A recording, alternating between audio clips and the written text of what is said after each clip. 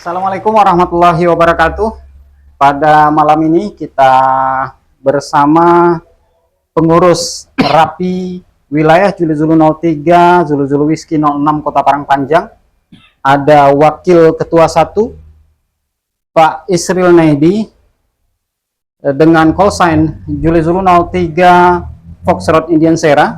Selamat malam Pak Datuk. Ya, selamat malam. Selanjutnya ada Pak Denny Saputra dengan call sign Zulu Zulu 03 Foxtrot Kilo sebagai Wakil Ketua 2 Rapi Zulu Zulu 03 Zulu Zulu Whisky 06 Kota Parangpanjang. Selamat malam Pak Denny. Pada malam ini kita ingin berdiskusi seputar kegiatan Rapi dan program-program Rapi wilayah Parangpanjang. Ke depan akan seperti apa saja yang akan dilakukan. Nah, untuk pertama kita akan berbincang dengan Pak Denny selaku Wakil Ketua 2 Rapi wilayah 06 Kota Parangpanjang. Pak Denny, kita sudah masuki Ramadan di minggu kedua. Kira-kira selama Ramadan ini, Rapi Parangpanjang kegiatannya apa saja? Oke Pak, terima kasih atas pertanyaannya Pak. Rapi Kota Parangpanjang untuk Ramadan tahun ini kita sudah melaksanakan pembagian takjil. Sudah kita laksanakan 3 tahap untuk hari ini.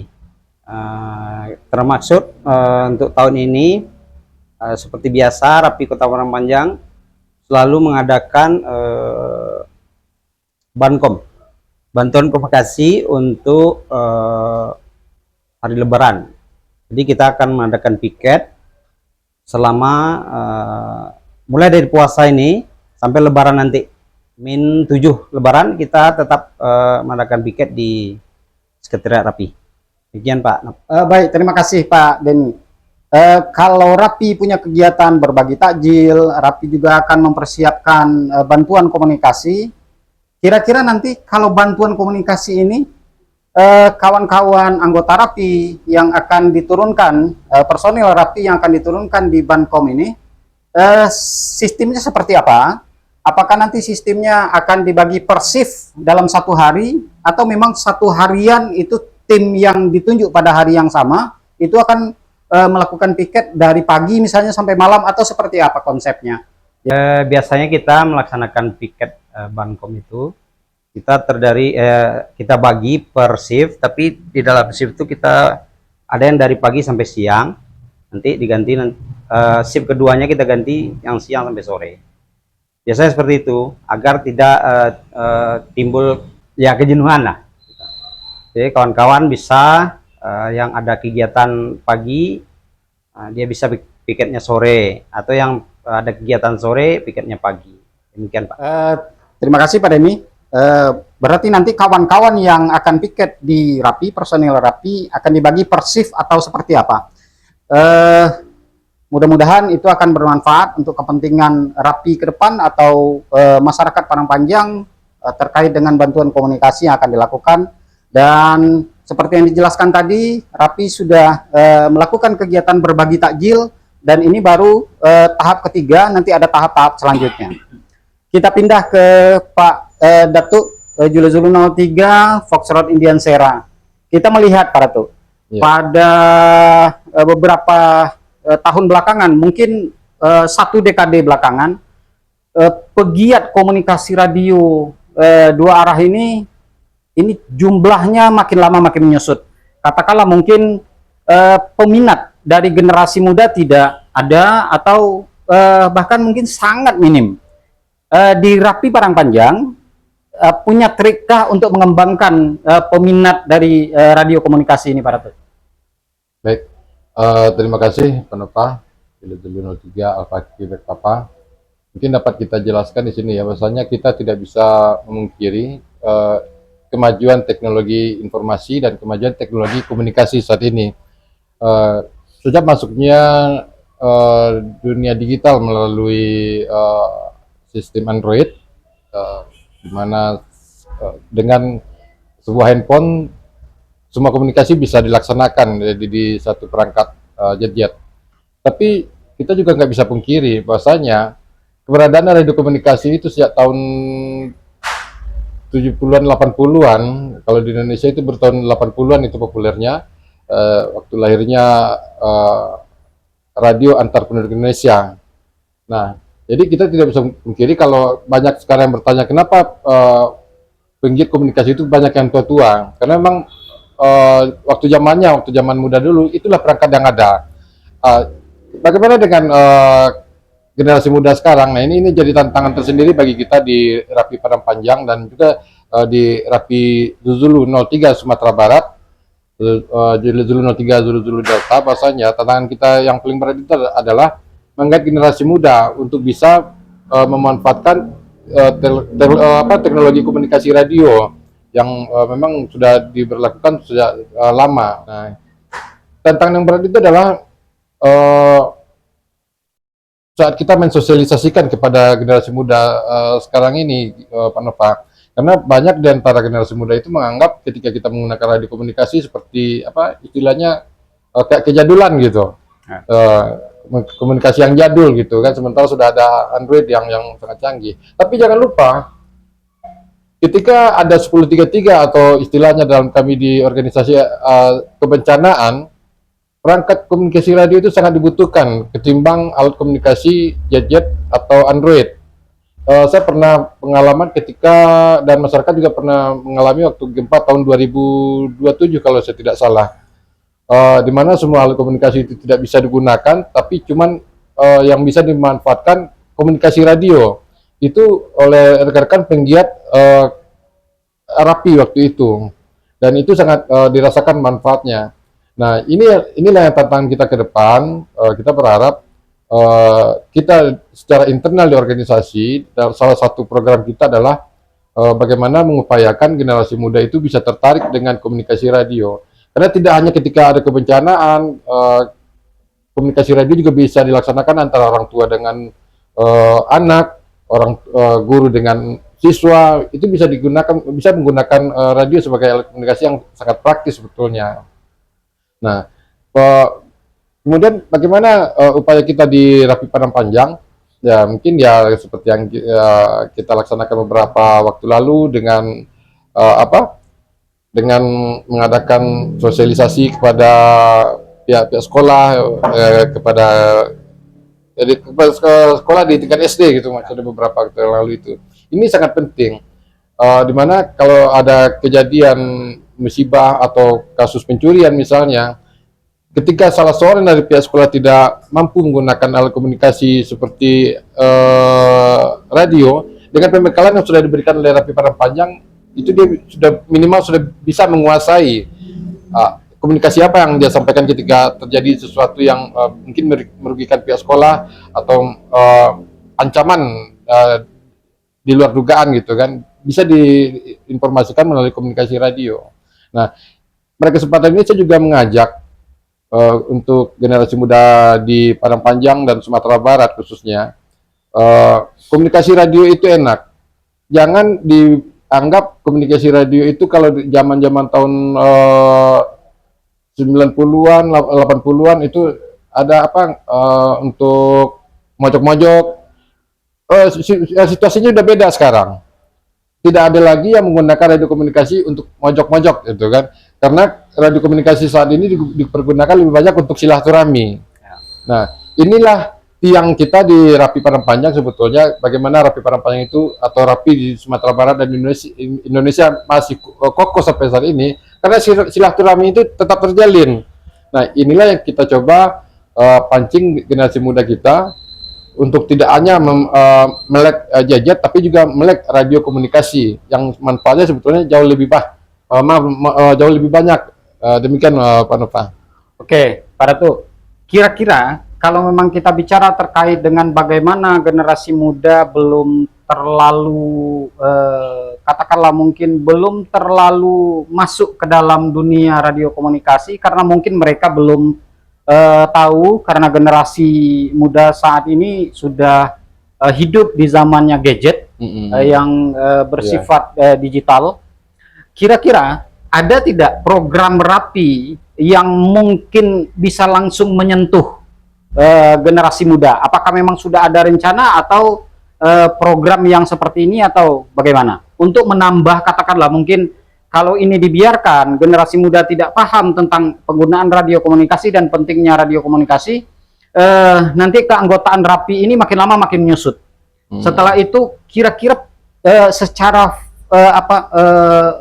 di lapangan ada nggak program RAPI yang langsung mengarah untuk menyentuh generasi muda ini? Ya, terima kasih Pak Nova. Jelas ini jadi satu wacana yang sebetulnya jadi cita-cita dari RAPI se-Indonesia sebetulnya Pak Nova, untuk memberikan pengetahuan kepada generasi muda pemanfaatan radio komunikasi. Kita di Padang Panjang mungkin salah satunya mungkin pengenalan kepada siswa di tingkat SMP, SLTA, mungkin akan kita coba lakukan sosialisasi terhadap mereka, karena salah satu tujuannya adalah tidak saja untuk memperkenalkan radio komunikasi kepada pelajar kita, tapi juga kesempatan bagi kita di RAPI untuk melakukan rekrutmen anggota. Nah, kita berharap adanya regenerasi, sehingga kita berharap komunikasi radio itu tetap jalan, walaupun pada saatnya nanti kami mungkin sudah tidak bisa menggunakan radio komunikasi itu lagi. Tapi dengan pembinaan yang kita berikan, sosialisasi ilmu pengetahuan yang kita berikan tentang radio komunikasi, kita berharap pelajar Padang Panjang memahaminya dan bisa menjadi anggota RAPI Padang Panjang. Kemudian jadi anggota RAPI itu tidak saja hanya untuk komunikasi dan silaturahmi, tapi juga bisa bermanfaat untuk sebagai potensi kebencanaan. Ya. Karena mereka bisa melaporkan apapun bentuk kebencanaan yang ia ketahui ketika dia berada di satu tempat, atau di 10-20 dia berada, dia bisa memberitahukan informasi kepada sekretariat atau organisasi, dan yang organisasi juga berkewajiban untuk menyampaikan ke masyarakat ataupun stakeholder di Padang Panjang. Demikian Pak. Baik, terima kasih. Sekarang kita pindah ke Pak Denny. Pak Denny, RAPI sebagai salah satu elemen kebencanaan, khususnya di bidang kendali komunikasi. Di kondisi kekinian, kita melihat bahwa keberadaan atau kondisi dari Gunung Merapi yang masih terus erupsi sampai saat ini, ditambah lagi dengan bagaimana kekhawatiran kita bersama terkait dengan patahan Semangko yang terus bergerak aktif, yang kondisi Padang Panjang berada di jalur patahan tersebut. Kira-kira RAPI sudah punya program atau bagaimana RAPI sebagai elemen kebencanaan masuk ke dalam bidang mitigasi kebencanaan itu sendiri di Kota Padang Panjang? Apakah RAPI punya program seperti itu, atau mungkin punya pelatihan atau tim khusus di RAPI akan terus bergerak, akan dipadukan untuk punya kesiapan yang lebih matang, atau seperti apa? Mohon dijelaskan Pak Denny. Baik Pak Nova, seperti kita ketahui RAPI adalah bagian dari stakeholder kebencanaan juga. Jadi RAPI Padang Panjang selama ini sudah berusaha membantu pemerintah kota dalam penanganan kebencanaan, baik itu kesiapsiagaan dalam waspada Merapi ataupun kebencanaan kegempaan. Karena posisi Padang Panjang adalah pada posisi di patahan Semangka, dan itu telah beberapa kali diuji seperti 2007, kemudian 2009 itu yang di Padang. Maka RAPI Padang Panjang selalu aktif. Untuk program-program RAPI Padang Panjang, kita sudah menyiapkan untuk saat ini TRC. TRC sudah kita usahakan membentuknya, tapi kita terkendala di beberapa peralatan seperti kelengkapan anggota, kemudian alat komunikasi. Tapi alhamdulillah untuk beberapa saat lagi mungkin RAPI Padang Panjang akan punya radio ICF, sehingga kita bisa komunikasi dengan nasional, sehingga berita yang ada di Padang Panjang bisa langsung kita sampaikan ke tingkat nasional gitu Pak. Kita juga berharap kepada staf kebencanaan, kita juga dibantu dalam pengadaan peralatan agar bisa terjun ke lapangan, seperti kelengkapan baju, kelengkapan medis, kelengkapan komunikasi. Nah, itu harapan kita dari Rapi Kota Paramanyang, Pak. Itu kegiatan-kegiatan Pak Denny yang sedang dipersiapkan. Ada program-program bagaimana membentuk TRC dengan segala macam kelengkapannya. Nah, bicara terkait dengan kerjasama dengan stakeholder lain, ini bidangnya Pak Datuk di Wakil Ketua 1 Rapi Padang Panjang. Ada kerjasama-kerjasama organisasi yang sebenarnya sangat perlu dilakukan, termasuk dengan bagaimana perhatian pemerintah Kota Padang Panjang dalam hal mempersiapkan seluruh stakeholder kebencanaan itu betul-betul siaga dengan segala macam peralatan, dengan segala macam kebutuhan. Kira-kira bagaimana Rapi Padang Panjang menyikapinya, Pak? Ya, terima kasih Pak Nova. Syukur alhamdulillah, khususnya kepada pemerintah daerah cukup memberikan perhatian yang baiklah bagi Rapi Padang Panjang dengan beberapa kali bantuan yang kita terima, dan itu kita manfaatkan untuk kegiatan kebencanaan seperti banjir bandang Merapi beberapa waktu lalu. Walaupun dengan keterbatasan anggota dan keterbatasan fasilitas lainnya seperti yang disampaikan oleh Pak Denny tadi, tapi kita tetap berpegang teguh dengan prinsip kemanusiaan tadi. Rapi dengan bantuan komunikasinya banyak sedikitnya juga berperan aktif ketika melakukan evakuasi pencarian beberapa waktu lalu, dan alhamdulillah itu menjadi catatan sejarah tersendiri bagi Rapi Padang Panjang, walaupun sebelumnya sudah ada kegiatan-kegiatan kemanusiaan lain yang sudah dilakukan. Nah, terhadap stakeholder kebencanaan kita juga sangat berharap Pak ya, karena jika kita melihat ke beberapa daerah lain baik di Pulau Jawa ataupun di Sumatera Barat itu sendiri, stakeholder kebencanaan itu justru banyak berikut anggotanya dari anggota Rapi dari anggota Rapi. Ya. Kenapa dari anggota Rapi? Karena anggota Rapi Padang Panjang itu selain memiliki bekal untuk melakukan komunikasi yang jelas, kemudian juga memiliki banyak sedikitnya memiliki pengetahuan bagaimana melakukan pencarian ataupun evakuasi. Nah, inilah yang juga perlu kita perdalam lagi, bahwasanya sebagai anggota Rapi Padang Panjang itu tidak hanya sebatas kemahiran menggunakan radio komunikasi, tidak hanya sebatas mahir menyampaikan informasi, tapi bagaimana anggota Rapi Padang Panjang minimal memiliki pengetahuan bagaimana cara evakuasi, bagaimana menangani kebencanaan, baik yang skala kecil ataupun skala besar, dan kita tentunya berharap tidak terjadi yang skala besar. Nah, kenapa ini harus dimiliki oleh anggota Rapi? Kenapa bekal ini harus dimiliki oleh anggota Rapi? Karena tidak mungkin ketika suatu kejadian ada di posisi anggota Rapi, dan ketika ada masyarakat yang misalnya ada angka 10-1, saya sebutnya 10-1 ya, karena ini tidak umum untuk kita bicarakan secara vulgar gitu kan. Tidak mungkin dia akan membiarkan seseorang dalam keadaan 10-1, mau 10-1 gitu kan. Dia harus melakukan tindakan yang mungkin sangat cepat, bagaimana jangan sampai terjadi 10-1 terhadap korban. Ya misalnya selain dengan melakukan komunikasi radio ke stakeholder yang lainnya, dia juga diharapkan juga mampu untuk mengantisipasi jangan terjadi 10-1 terhadap seseorang korban misalnya. Melarikan ke rumah sakit atau bagaimana. Pengetahuan ini kan harus dimiliki Pak Nova. Kalau dia tidak memiliki pengetahuan ini, anggota Rapi tidak diizinkan untuk melakukan evakuasi. Nah, inilah harapannya ke depan. Kita berharap kepada stakeholder kebencanaan, saya tidak akan menyebutkan lembaganya, bagaimana bisa juga memberikan kesempatan bagi anggota Rapi untuk memiliki pengetahuan tentang evakuasi kebencanaan misalnya.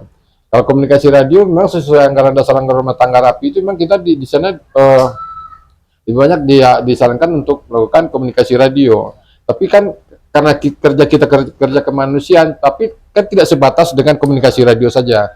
Seperti yang saya contohkan tadi. Nah, itulah harapannya kepada pemerintah. Saya ucapkan juga terima kasih atas perhatiannya selama ini, dan juga untuk stakeholder kebencanaan kita juga sangat berharap melek juga lah ke Rapi Padang Panjang gitu kan, karena saya sendiri yang punya pengalaman waktu baru jadi anggota Rapi sudah mencoba melakukan pencarian orang hilang di Gunung Tandike waktu itu. Nah, kemudian disusul oleh beberapa rekan lainnya hingga waktu kebencanaan dan pencarian orang hilang di beberapa daerah di tanah datar itu kita lakukan. Jadi sebetulnya kurang apa lagi kita gitu kan. Nah, jadi kita berharap ini juga jadi perhatian oleh pemerintah daerah maupun stakeholder kebencanaan. Demikian Pak Nova. Nah, kuncinya adalah bagaimana memang seluruh stakeholder kebencanaan itu memang bersatu padu, saling bersinergi untuk memperkaya keterampilan di masing-masing elemen tadi. Termasuk bagaimana tim dari Rapi atau anggota Rapi punya kemampuan-kemampuan lain selain memang tupoksi utamanya sebagai kendali komunikasi. Terkait dengan itu, kita kembali ke Pak Denny. Pak Denny tadi bicarakan bahwa sedang mempersiapkan, Rapi Parangpanjang sedang mempersiapkan tim reaksi cepat untuk kebencanaan yang sedang disusun. Berarti ini nanti akan dilatihkah? Akan diberikan keterampilan-keterampilan yang memang terstandarisasi, TRC itu harus seperti ini, seperti ini, seperti ini. Gimana Pak Denny? Betul Pak, jadi anggota TRC kita selain kita latih nanti untuk komunikasi, mereka akan kita tambah ilmu-ilmu seperti Pak Waka 1 bilang tadi, mungkin untuk P3K-nya atau untuk vertical limit, atau bisa jadi kita bekali juga ilmu tentang survival. Nah, jadi kita akan melibatkan stakeholder seperti Basarnas. Mudah-mudahan mereka bisa memberikan atau bantuan tenaga untuk melatih TRC kita. Kemudian kita juga mohon juga kepada stakeholder yang lain untuk mau juga memberikan istilahnya pembekalan pada tim TRC yang kita dirikan ini, yang kita bentuk ini Pak, supaya kawan-kawan kita yang terjun ke lapangan mereka bisa multitalenta Pak. Yeah. Jadi di lapangan itu bukan hanya komunikasi saja yang mereka pegang. Seandainya di tempat itu ada butuh medis, mereka udah siap untuk bantu. Atau butuh evakuasi, mereka udah pandai telit mali. Nah, kemudian selain tugas utamanya adalah backup komunikasi, mereka udah siap untuk yang lain. Demikian Pak, kira-kira. Terima kasih Pak Denny. Bagaimana Rapi Parangpanjang sedang mempersiapkan TRC dengan seluruh program memperkaya tim ini menjadi tim yang tangguh. Seperti juga disampaikan Pak Datuk tadi, Wakil Ketua 1 Rapi Parangpanjang, seluruh elemen stakeholder kebencanaan di Parangpanjang harus bekerja sama, saling menguatkan. Kawan-kawan yang menyaksikan podcast ini, kita di Radio Antar Penduduk Indonesia, khususnya di Rapi wilayah 06 Kota Parangpanjang, memang akan selalu bergerak, akan selalu melakukan kegiatan-kegiatan kemanusiaan yang bersentuhan dengan kepentingan masyarakat, apakah itu terkait dengan bagaimana persiapan-persiapan mitigasi kebencanaan, karena kita berada di wilayah yang sangat potensial bencana, dan bidang-bidang lain yang memang akan terus bekerja. Untuk saat ini kita cukupkan perbincangan ini sampai di sini. Kita akan sambung di waktu yang lain. Terima kasih. Wassalamualaikum warahmatullahi wabarakatuh. Waalaikumsalam.